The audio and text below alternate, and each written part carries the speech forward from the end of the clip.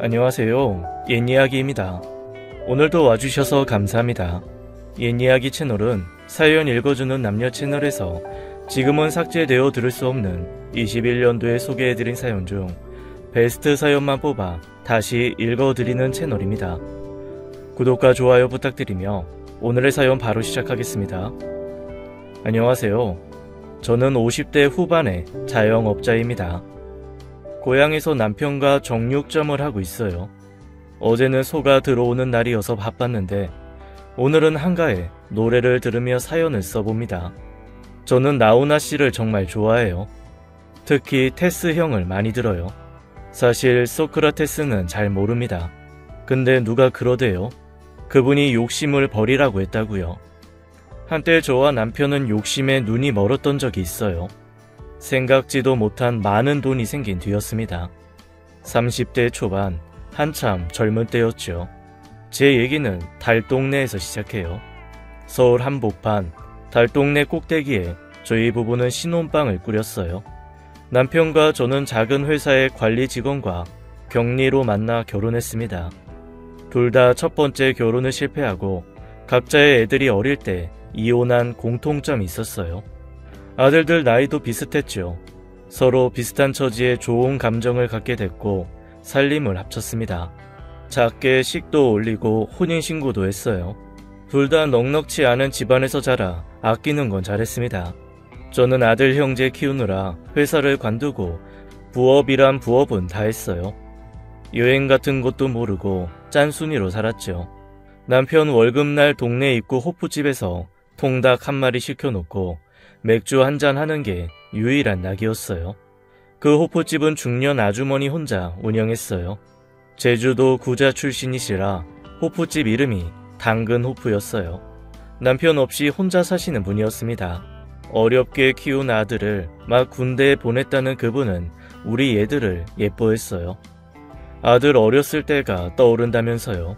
나중에 제 아이들이 부부가 각자 데려왔다는 걸 알고는 저를 그렇게 칭찬하셨어요. 아이고, 나 감쪽같이 몰랐잖아. 큰일하고 사네 자네가. 낳은 정도 있지만 기른 정도 무시 못해요. 둘 다 예뻐요 정말. 첫째는 제가 낳은 자식, 둘째는 남편이 데려온 아들이었어요. 그런데 참 신기했죠. 남편이 데려온 둘째, 우리 집 막내 경호는 저와 식성도 성격도 비슷해서 그렇게 정이 가고 예뻤습니다. 어떤 사람은 남편이 데려온 자식이 냉장고 문만 열어도 신경질이 난다는 거야. 그래서 내가 뭐라고 한 적이 있어. 먹는 것 갖고 서럽게 하지 말라고. 그쵸. 음식 갖고 서럽게 하면 평생 가죠. 기특해 죽겠네. 자 이거 홍합탕이랑 소세지 좀 갖고 가. 장사할 걸 이렇게 주시면 어떡해요. 소세지 애들이 잘 먹더라. 갖고 가 얼른. 구자 이모는 저희 가족을 잘 챙겨주셨어요. 가끔 남편이 회사에서 받은 스트레스로 술을 많이 마신다 싶으면 꼭 전화를 주셨죠. 경수 아빠 오늘 술이 좀 과하네. 와서 데리고 가. 회사에서 힘든 일이 있었나 봐. 그러면 전화기 너머로 남편의 하소연이 들렸습니다. 공부 못하면 사람도 아니야? 그래도 장남인데 어머니 아버지 서운합니다. 서운해요. 동생들 대학 등록금은 철철이 대주면서 나는요. 그때 그 사업만 시작했으면 지금 이렇게 안 살 텐데 왼수 같은 소장놈 상판떼기 보면서 내가 이렇게 살지 않을 텐데. 남편은 주사가 좀 있었어요. 평소에 말을 아끼는 사람이 술만 들어가면 이랬죠. 사실 남편은 공부를 잘 못했고 시동생들이 머리가 좋았어요. 대학도 남편 빼고 동생들은 다 나왔죠. 큰 시동생은 고향에서 작은 사업을 하면서 부모님을 모시고 있었어요. 한마디로 장남 역할 대신하면서요. 남편은 여러 면에서 동생보다 못하다는 얘기를 듣고 자랐대요. 그게 한이 된 것 같았습니다. 남편은 고등학교 나와 여러 직장을 전전했는데 어느 날 지인이 막걸리 사업을 한다며 동업하자고 하더랍니다. 그때 초기 자본이 없어 포기했던 걸 두고두고 후회하고 있었어요. 지인의 사업이 아주 잘 되고 있었거든요. 여보 일어나 집에 가자. 경수 애비야 일어나라. 오늘은 그만 집에 가. 나 한 번은 일어난다. 기다려 여보. 사모님 소리 들으면서 떵떵거리면서 살게 해줄게. 무슨 사모님. 그런 소리 안 들어도 되니까 일어나 얼른. 아이고. 이모님은 그런 남편을 안타까워했어요. 한 번은 이런 일도 있었습니다. 제가 사흘 밤낮을 매달린 부업이 불량이 난 적이 있었어요. 저녁 전에 당근 호프에서 부업 사장님을 만났는데 일을 잘못했다고 다 퇴짜를 놓는 겁니다. 전 억울했어요. 애초에 사장님이 이렇게 박으라고 했잖아요. 물량 맞추려고 기를 쓰고 박았는데 이게 다 불량이라고요? 봐봐. 내가 보여준 완제품이랑 다르잖아. 큐빅 색깔이 죄다 거꾸로요. 빨간색이 여기, 노란색이 테두리라고 하지 않았어? 근데 봐. 다 거꾸로 해놨는데 이걸 어떻게 가져가? 제대로 알려줬어야죠, 처음부터. 아이, 경수 엄마. 일 다 망쳐놓고 이렇게 큰 소리 칠 수 있어? 이거 자기한테만 맡긴 일 아니야. 다른 사람들 다 제대로 해왔는데 왜 그래? 생각해보니 내가 돈 받아야겠네. 손해가 막심하다고. 나한테 5만 원 주고 가, 당장. 뭐라고요? 사장님, 난 못 줘요. 받을 돈을 내가 왜 줘요? 그때 호프집엔 하필 애들이 같이 있었어요. 이모님이 해주신 떡볶이를 먹고 있었는데 분위기가 험악하니까 애들이 포크 내려놓고 울더라고요. 엄마 왜 울어? 아저씨, 왜 우리 엄마한테 그래요? 돈 줘요. 우리 엄마 잠도 못 자고 했는데 왜 돈 안 줘요? 아니, 야, 애들이 알지도 못하면서 어른한테 뭐라는 거야? 저는 너무 억울하고 애들 보기도 민망해 말문이 막혔어요. 그 전날 집주인이 전셋값을 올려달라고 했던 터라 제정신도 아니었습니다. 옆에서 김치를 담그고 있던 구자 이모가 끼어들었어요. 이보세요, 사장님. 왜요? 이거 한번 보셔. 뭘 봐요? 구자 이모는 고무 장갑을 벗고 카운터에서 뭔가 꺼내왔어요. 이거 그때 사장님이 경수 엄마 가르쳐주면서 만든 핀이야. 커피 쏟아 버리는 걸 내가 갖고 있었던 건데 한 봐요. 어머, 이거 봐요. 내 말이 맞잖아요. 저는 그 자리에서 펄쩍 뛰었어요. 이모님이 내놓은 핀을 보자 그날 일이 떠올랐어요. 부업사장이 저한테 일을 알려주고는 핀 위에 커피를 홀랑 쏟았고 그걸 구자 이모가 갖고 계신 거였어요. 애초에 부업사장이 저한테 잘못 가르쳐 준 거였습니다. 아유, 기가 막히네. 내가 이렇게 알려줬다고? 귀신이 쉬었나? 그러니까 생사람 잡지 말아요.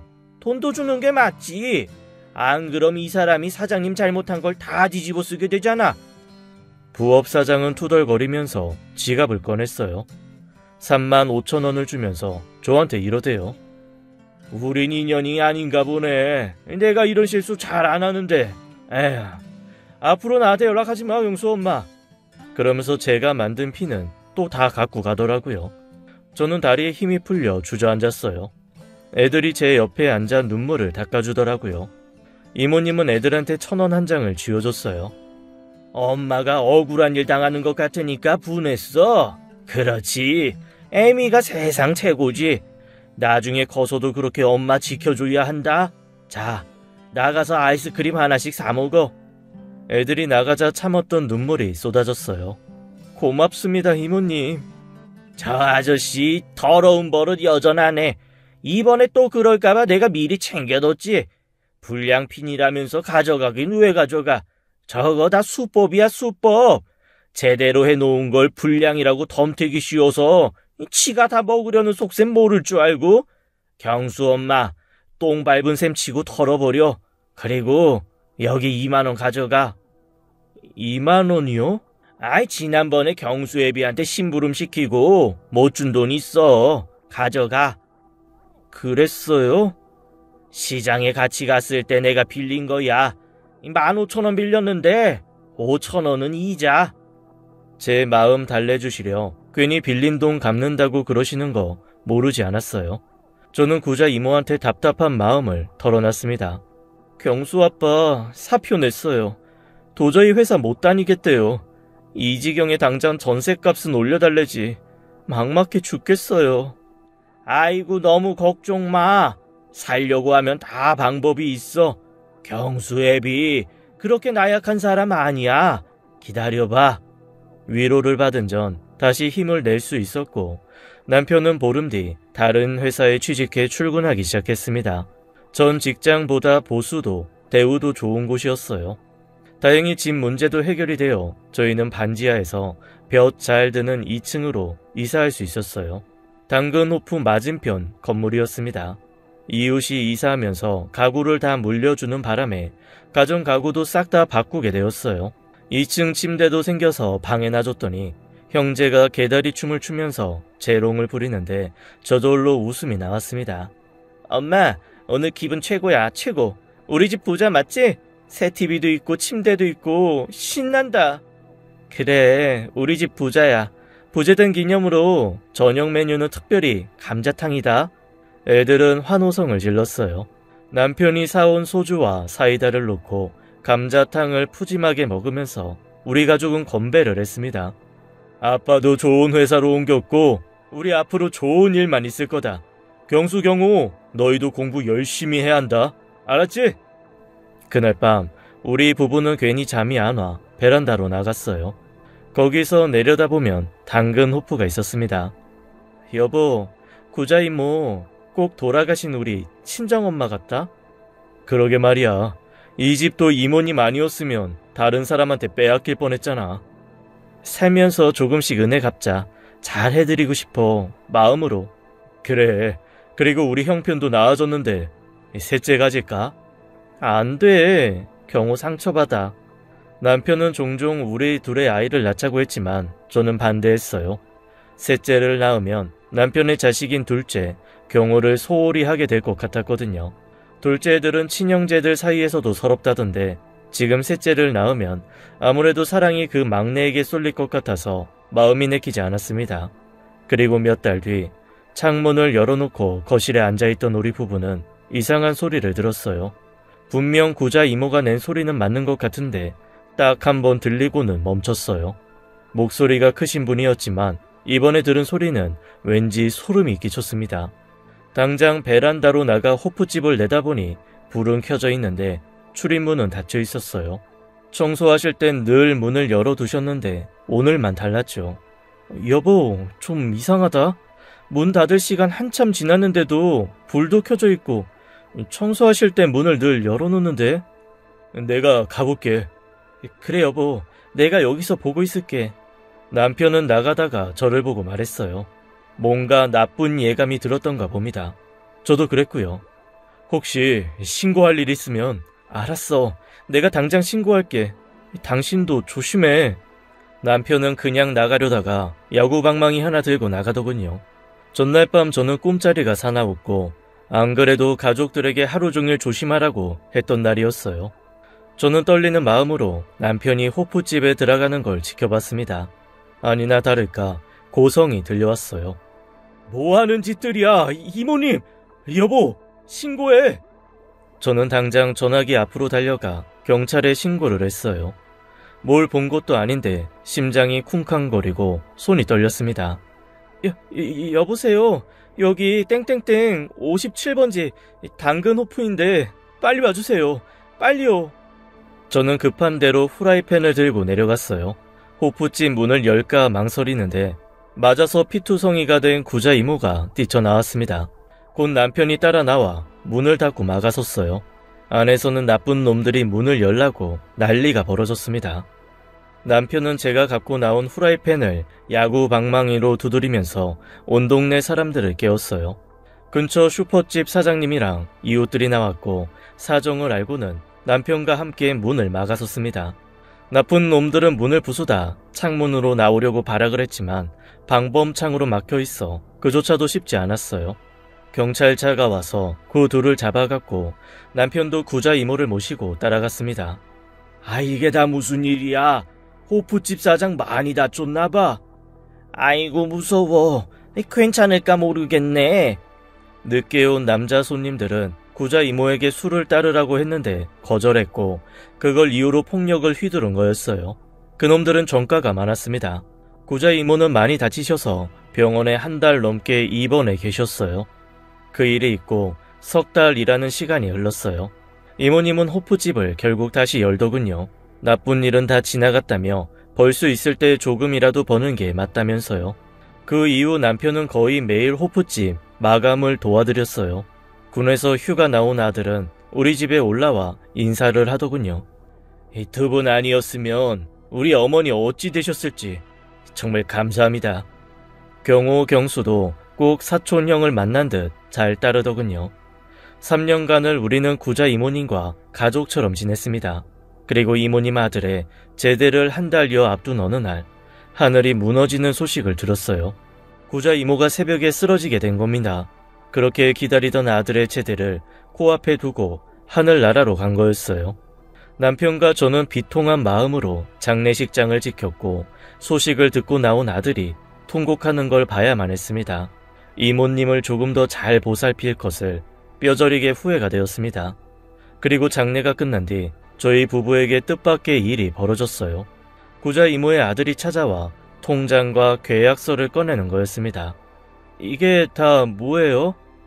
사실 저 종교에 귀의하기로 했습니다. 뭐라고요?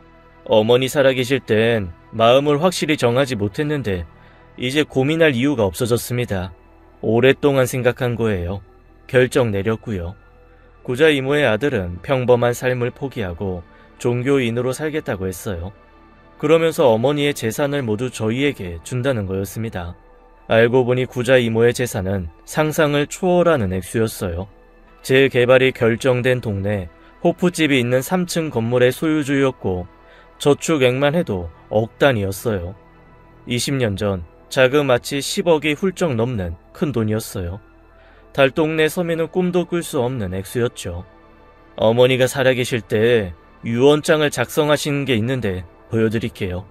집은 제게, 저축과 현금은 경수 엄마 아빠에게 준다고 하셨어요. 저는 집도 다 필요 없게 되었습니다. 전부 드리고 갈게요. 아이, 그래도 어떻게 이걸 우리가 다 가져요? 말도 안 되지. 가져가요. 도로 싹 다요.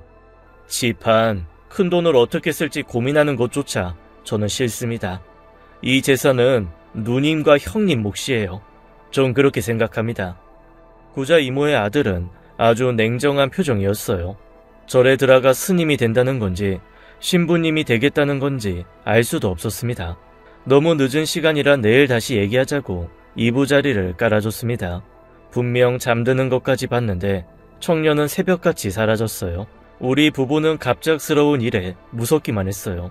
날벼락도 이런 날벼락이 없었습니다. 여보, 이 돈 어떻게 해? 그냥 가져가라고 하자. 아이, 영 남의 거 뺏는 것처럼 속이 못 가 죽겠다. 당신도 그렇지? 예의상 어느 정도만 받고 나머지는 다 돌려줍시다. 그러나 연락은 닿지 않았어요. 구자 이모 아들이 남겨놓고 간 명함에는 변호사 이름만 찍혀 있었습니다. 당장 전화해 물어보니 돌려줄 방법이 없다는 것입니다.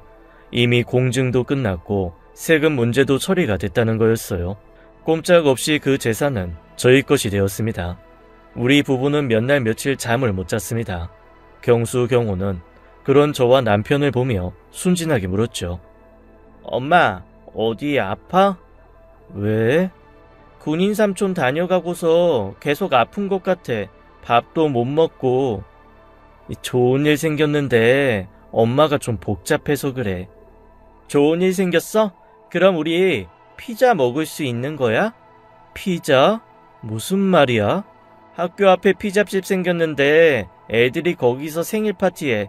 다들 피자 맛있다고 하는데 나만 못 먹어봐서. 생일 파티? 왜 너만 못 먹었어? 애들이 나보고 오지 말래. 듣고 있던 둘째 경호가 끼어들었어요. 엄마, 형아 친구들이 우리 보고 달동네 거지라고 냄새난대. 뭐라고? 야, 그런 말하면 어떡해. 경호야, 뭐라 그랬어? 다시 말해봐. 달동네 상그지, 냄새나는 청국장, 그지 깽깽이들이래. 형은 피자집에서 하는 생일 파티에 가지도 못해. 여기 사는 애들은 출입 금지래. 뭐라고? 저는 눈이 뒤집혔어요. 다음날 학교 앞으로 가서 경수네 반 애들 앞으로 피자를 10판이나 샀습니다. 오늘 경수 생일이냐는 애들 질문에 전 이렇게 대답했어요. 우리가 여태 돈이 없어서 달동네 산 게 아니야. 아끼고 검소하게 사느라 그런 걸 경수한테 그지라고 했다며? 우리 옆 동네 장미 아파트로 이사 가게 됐어. 이건 작별 선물이야. 지금까지 잘못한 건 됐고 경수한테 잘 가라고 한마디씩 해줘. 옆 동네 장미 아파트가 비싸다는 건 애들도 다 알고 있었어요. 경수가 눈이 동그래져서 묻더군요. 엄마, 우리 이사 가? 아버지 일이 잘 돼서 전학도 할 거야. 저는 당장 남편 회사로 찾아갔습니다.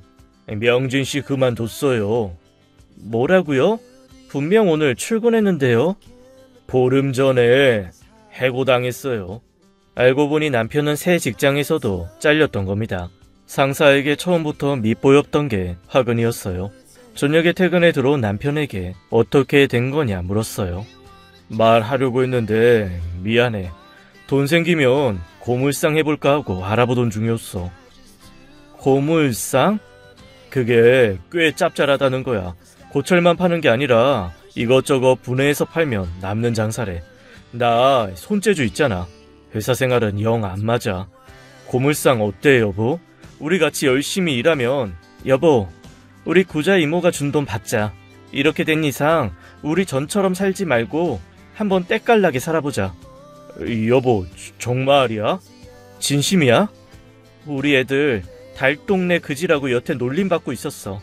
이제 우리 큰 아파트에 살면서 애들 옷도 잘 입히고 걱정 없이 해줄 거 다 해주면서 살자. 여보, 당신도 시골에 가서 시동생 눈치 보지 말고 장남 노릇 톡톡히 해. 무슨 말인지 알아들어? 여보, 고마워. 마음이라는 게 요상에서 스위치 돌리는 듯 바꾸니까 무거웠던 마음이 날아갈 것 같더군요. 당장 큰 아파트에 좋은 차를 얻었어요. 애들 방도 운동장처럼 넓었고 개인 정원까지 있는 끝내주는 곳이었죠. 부동산 사람들도 처음엔 초라한 우리를 깔보더니 나중엔 눈빛이 달라졌습니다. 큰 액수를 대출 하나 없이 깔끔하게 치르니 놀라더군요. 아이고 이렇게 대단하신 분을 몰라보고 제가 무례가 많았네요. 그동안 아끼며 사느라 거칠애엔 신경을 안 썼더니 그렇네요. 아유 그러셨군요. 존경스럽습니다. 아이 차 드세요. 입맛에 맞으실지 모르겠네요. 목축이라고 내오는 차도 다르더군요. 이사를 하려니 원래 갖고 있던 가구들을 갖고 갈 수 없어 싹 다 버렸어요. 달동네 사람들이 몰려들었죠. 어디 가냐고 어떻게 된 거냐고 묻길래 저희는 그냥 이민 간다고 했어요. 괜한 이상한 소문나면 골치 아플까봐 애들한테도 입막음을 시켰습니다. 그렇게 사는 동네를 바꾸고 원래 부자였던 것처럼 살기 시작했어요. 도우미 아주머니에게 살림도 맡겼습니다. 제철에 나는 송이버섯, 한우, 굴, 밥상도 호화스럽게 차렸어요. 서울에 올라온 시부모님과 시동생들은 입이 떡 벌어졌습니다. 어떻게 된 거냐는 물음에 사두었던 땅이 몇십 배나 뛰어 그렇게 되었다고 했어요. 남편은 평생 동생한테 주눅 들어 살더니 어깨를 쫙 펴고 꽤 거드름을 피우더군요. 애들도 새 학교에 다니기 시작했어요. 친구들도 다 부티가 흐르더군요. 한편으로 돈이 뭔가 싶기도 했어요. 사람은 달라진 게 없는데 돈 하나로 사는 환경, 친구, 받는 대접이 달라지니 무슨 요지경인가 싶었습니다. 그러나 행복은 오래가지 않았어요. 남편이 먼저 변하기 시작했습니다. 여자 나오는 술집에 드나들더니 급기야 외박하는 날이 잦아졌어요. 부부싸움도 툭하면 벌어졌어요. 저는 여자 문제를 일으키는 남편에게 온갖 정남이가 떨어졌습니다. 어느 날 아이들과 아침을 먹는데 남편이 취해서 들어왔어요. 누구한테 멱살이라도 잡혔는지 셔츠는 다 찢어져 있었습니다. 전 숟가락을 팽기치고 나가 남편을 몰아세웠어요. 새벽까지 술을 처마셨구나. 되는 대로 살다가 일찍 세상 뜨려고? 잘 됐네.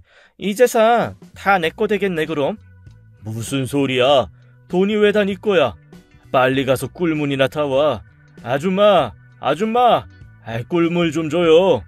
도우미분이 쟁반에 꿀물을 놓고 갔어요. 그랬더니 이 인간 하는 짓이 가관입니다. 지갑에서 현금 다발을 꺼내더니 거실에 막 뿌리는 거였어요. 뭐 하는 거야? 왜 이래? 야, 살만 난다, 살만 나. 돈만 있으니 다 내 발밑이야. 아줌마, 이까지 돈 되는 대로 주워가 봐요. 더 필요해? 더 필요해? 도우미 아주머니에 밥 먹던 애들까지 달려나와 시퍼런 배춧잎 10,000원짜리를 줍더라고요. 눈뜨고는 못 볼 광경이었습니다. 하여간 돈은 왼수가 맞더군요. 얼마 지나지 않아 남편이 둘째인 경호 엄마, 그러니까 전처와 연락하는 걸 알게 됐어요. 자꾸 경호만 데리고 어딜 가더니 하루는 밤이 깊도록 돌아오지 않는 겁니다. 늦은 밤 애랑 들어오더니 또 술 마시러 나가길래 잔소리를 좀 했어요. 하루 종일 어디 갔었는데 뭐가 부족해서 밤낮으로 밖으로 돌아. 내가 알던 명진씨 맞아? 넌 내가 알던 선영이 맞냐? 허구한 날 잔소리에 눈에 쌍심지나 켜고 돈이 없어 뭐가 없어. 왜 날 못 잡아먹어서 안달이야. 너도 즐겨. 돈 쌓아뒀다 뭐해. 하고 싶은 거 하고 살라고. 남편이 나가고 저는 경호에게 물었어요. 대답은 충격적이었어요. 저를 낳아준 엄마를 만나고 왔다는 겁니다. 우리 애들은 남편과 제가 어떻게 결혼하게 되었는지 자세히 알고 있었어요. 경호는 친엄마는 없이 사는 게 싫다고 경호와 남편을 버리고 집을 나간 것으로 알고 있었어요. 저는 혼이 나가 애를 몰아세웠어요. 생모 만나 뭐했냐고 물었더니 이러는 겁니다. 날 낳아준 사람 쪽방에서 혼자 불쌍하게 살아요. 너무 불쌍해서 아빠랑 내가 쌀도 사다 놓고 반찬이랑 과일 좀 놓고 왔어요. 엄마 미안해요. 근데 그렇게 안 하면 그 사람 죽을 것처럼 보여서 우리 돈 많으니까 그분 도와줘도 되잖아요. 네? 가난해서 병원도 못 갔대요. 많이 아프고 힘들대요. 전 말문이 막혔어요. 그때쯤 큰애는 중학생이 되면서 공부를 놓고 나쁜 친구들과 놀기 시작했어요. 학원이다 가회다 부족한 것 없이 해주는데 엇나가기만 했어요. 동네에서 우리 부부가 졸부에다 못 배운 사람이라는 게 소문이 나서 저 또한 알게 모르게 무시를 당하고 있었어요. 저는 스트레스를 쇼핑으로 풀기 시작했습니다. 입안에 혀처럼 구는 친구들도 있었죠. 함께 다니기만 해도 콩고물이 떨어지니 친구들도 신이 나는 눈치였어요. 아, 이거 다시 보니 촌스럽네. 자기 가질래?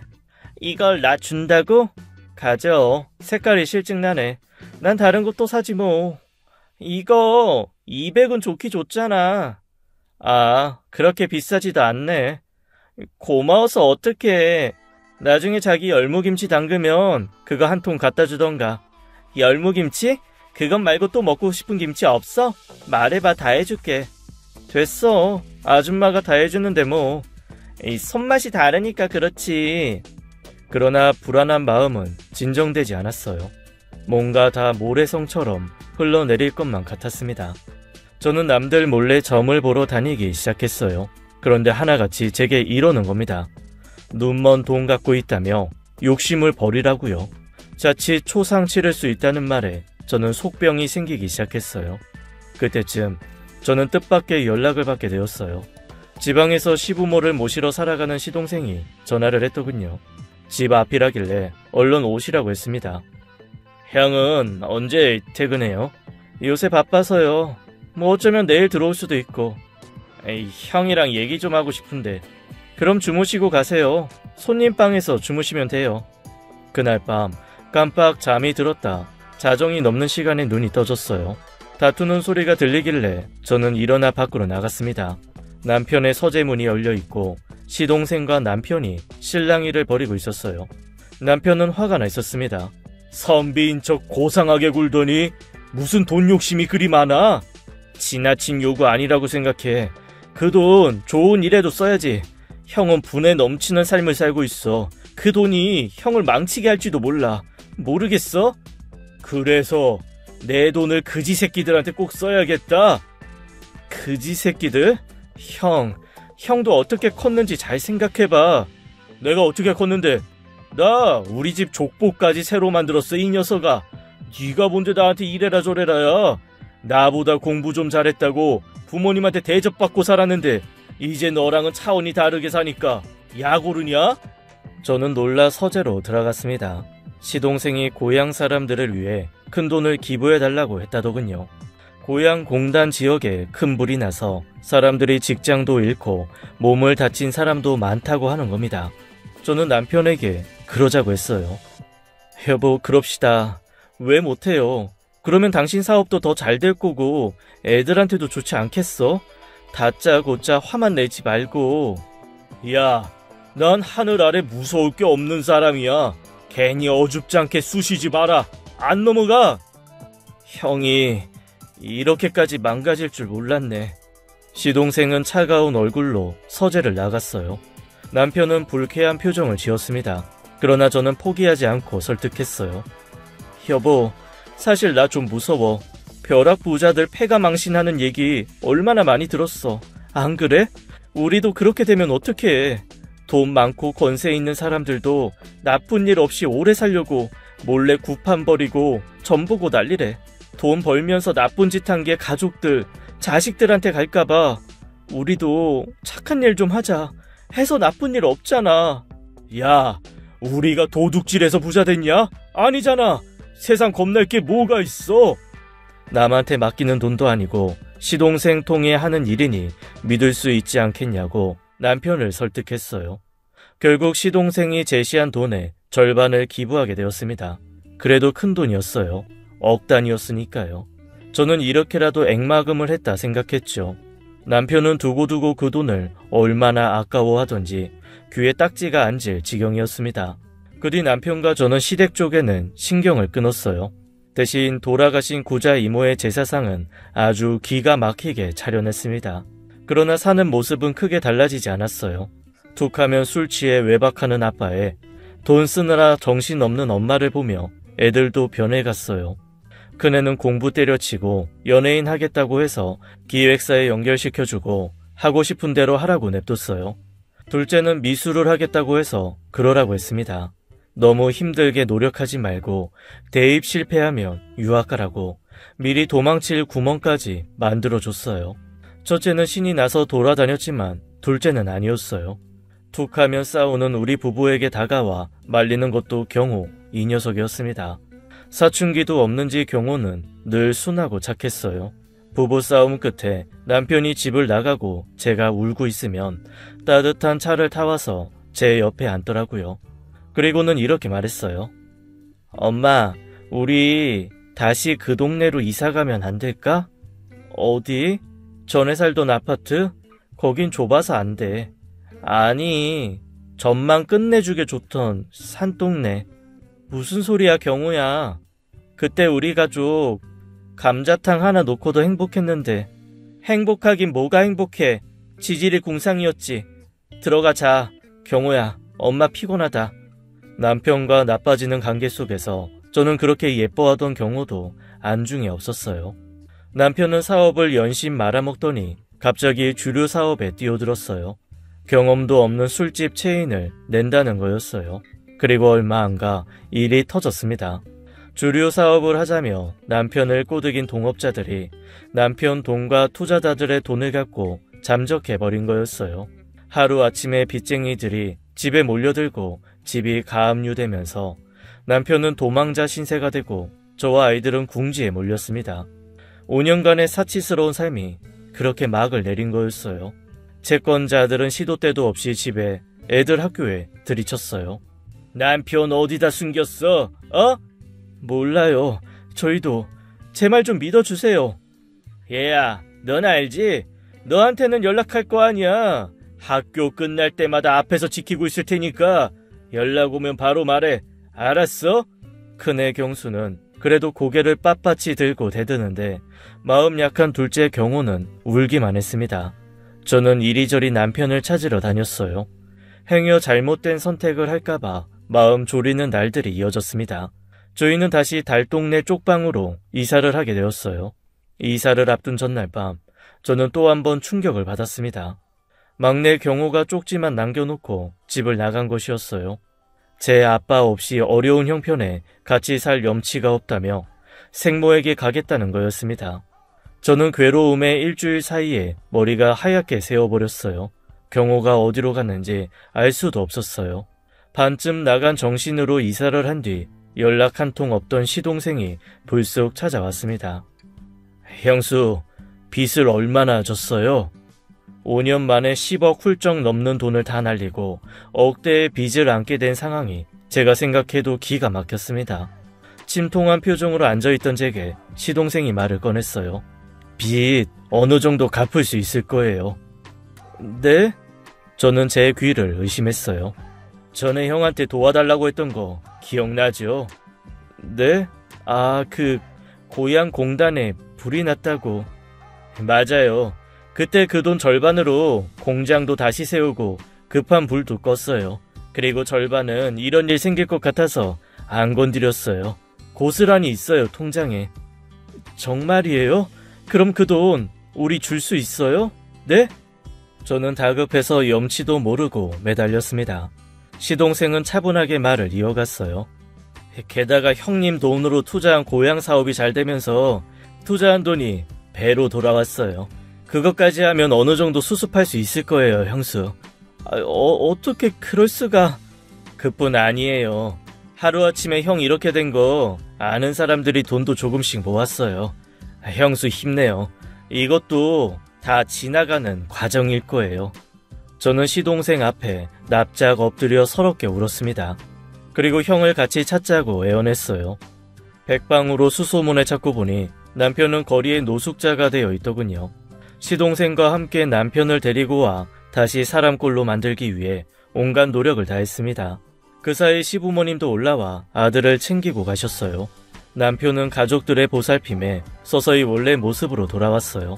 어느 날은 다부진 표정으로 집을 나가더니 채권자들을 일일이 찾아다니며 사죄를 하고 돈을 갚았어요. 모자라 갚지 못한 돈은 앞으로 꾸준히 갚을 것을 약속하고 우리 가족은 고향으로 내려가기로 결정했어요. 철부지 망아지처럼 날뛰던 첫째 경수는 풀이 죽어 한동안 말이 없었습니다. 그래도 저희를 따라간다고 했는데 아픈 손가락 경호는 끝내 돌아오지 않았어요. 당분간은 혼자인 제 생모와 함께 살고 싶다는 거였어요. 저는 서울을 떠나며 애간장이 끊어지는 아픔을 겪었습니다. 처음 남편을 따라 나왔던 어렸던 둘째의 모습, 제품에 안겨 웃던 경호의 얼굴이 떠올랐어요. 힘들 때마다 곁에 와 말을 걸어주고 날 위해주던 우리 막내, 그 아이의 마음이 이제야 와닿았습니다. 너무 미안한 마음뿐이었어요. 제가 울자 옆에서 남편이 말했어요. 다 내 잘못이야. 돈에 눈이 어두워서 당신도 애들도 못 챙긴 내 탓이 크다. 기다려보자. 그 녀석 아픈 제 엄마 혼자 둘 수 없어. 그런 것도 있으니까. 너무 자책 마라. 저는 말없이 고개를 끄덕였습니다. 남편과 저는 고향에 내려가 시동생의 친구가 하는 고깃집에 취직을 했어요. 남편은 식당 옆에 딸린 정육부에서 일을 배웠고 저는 서빙도 하고 주방에서 김치찌개며 고기 재우고 반찬 만드는 법을 익혔습니다. 경수는 조용히 검정고시 준비를 했어요. 그렇게 1년 일하는 시간이 지나고 빚도 성실하게 갚아 나갔습니다. 그리고 어느 날 꿈에 그동안 한 번도 나오지 않았던 부자 이모가 나왔어요. 옥색의 한복을 입고 예전처럼 저를 안아주시는데 엄마의 품처럼 참 따뜻하고 아늑했어요. 다음날 아침 남편에게 꿈 이야기를 하자 남편도 놀라더군요. 자기도 비슷한 꿈을 꿨다는 거였어요. 그리고 그저 저희는 로또 2등에 당첨이 되었습니다. 거짓말 같은 순간이었어요.